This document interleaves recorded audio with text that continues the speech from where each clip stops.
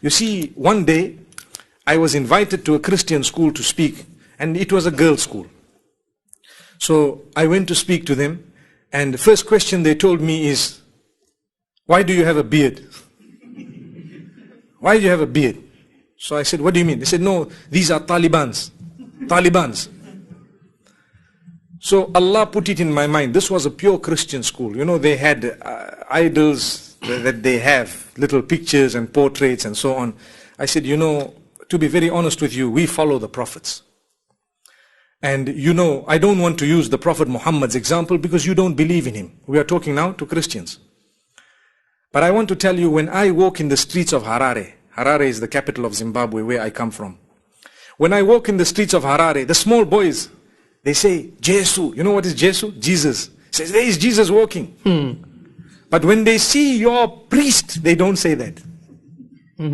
Are you following what I'm saying? When they see your priest, they don't say, there is Jesus walking. I say, but why? The reason is, we follow Jesus as well.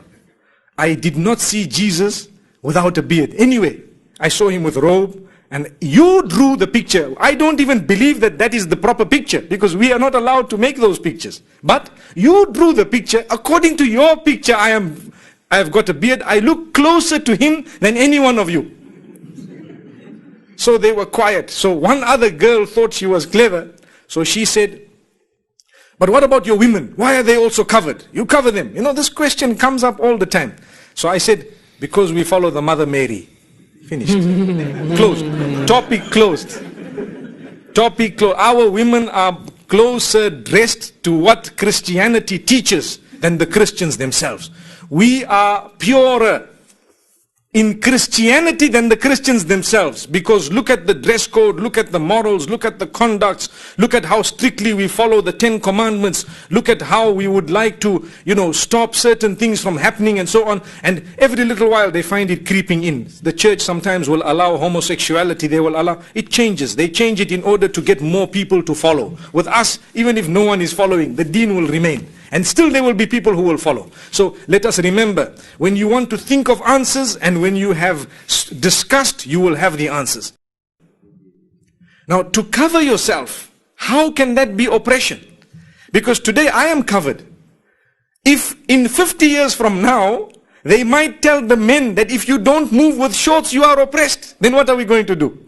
All of us are going to move in shorts. Allahu Akbar.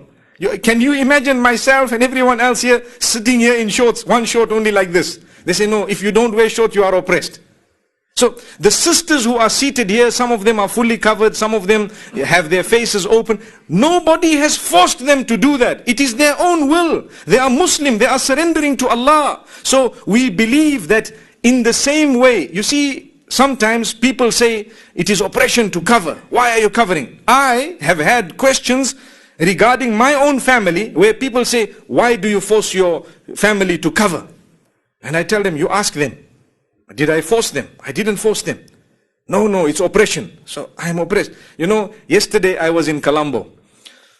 And I gave this example and I want to give it to you.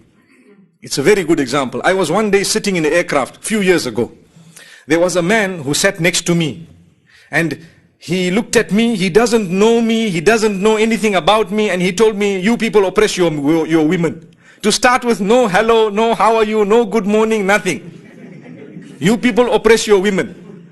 So I looked at him and I said, Ya Allah, what should I tell this man? He wants to fight. You see, he wants to fight. He wants to argue and debate. So I can't talk to him on normal terms, because he didn't talk to me on normal terms. So he was with his wallet looking at something. You know the wallet where the money is? He was looking at something. So I looked at him, I said, you are oppressing your money. He told me, what do you mean? I said, the same thing you mean that we oppress our women. So he said, why? I said, because you are covering your money.